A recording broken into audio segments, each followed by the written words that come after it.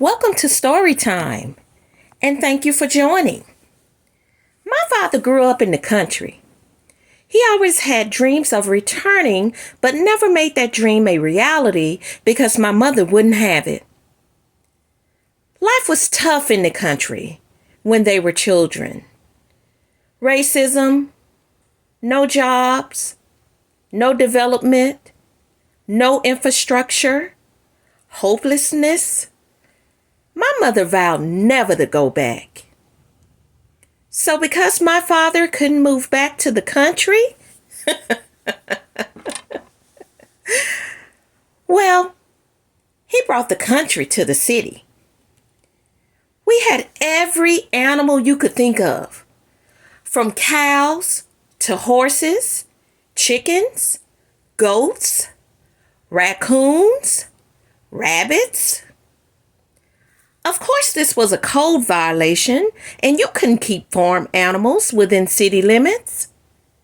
But my daddy didn't care. Our house was a real old McDonald farm. As I got older, and the animals would get loose, this was embarrassing to me. I mean, I knew people were talking and viewed us as country bumpkins. It seemed like every neighbor on the block would come out to see my daddy wrangle these animals and bring them back home.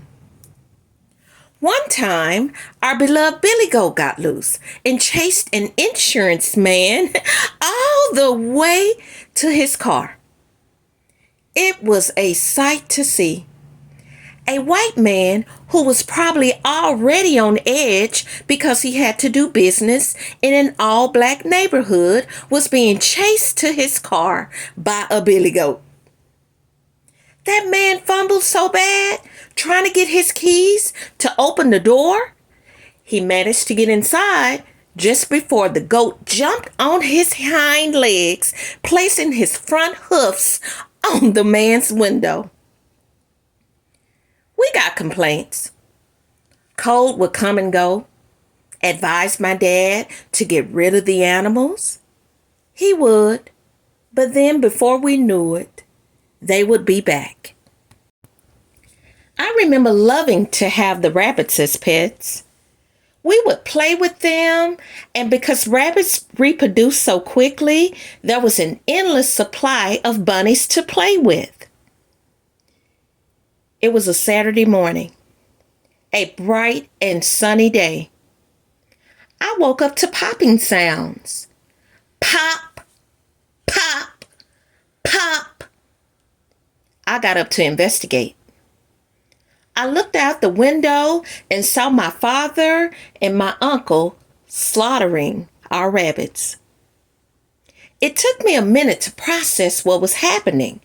I was in shock. It was a bloody massacre. Blood was everywhere.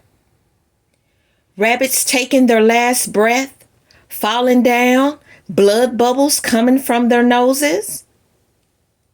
By this time, other family members began to wake up and witness what I had already been exposed to for the last 10 minutes. My mother entered the room and told us in a stern voice, "Don't go out there." Once the sound of the popping subsided, I retreated to my room as I didn't want to see any more of this. Later that day, I went into the kitchen. A big pot of boiling water was on the stove. That pot was so big, I was still too little to see inside of the kitchen sink without standing on my tippy toes.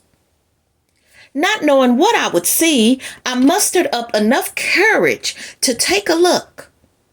I looked inside the sink. I couldn't believe what I was seeing.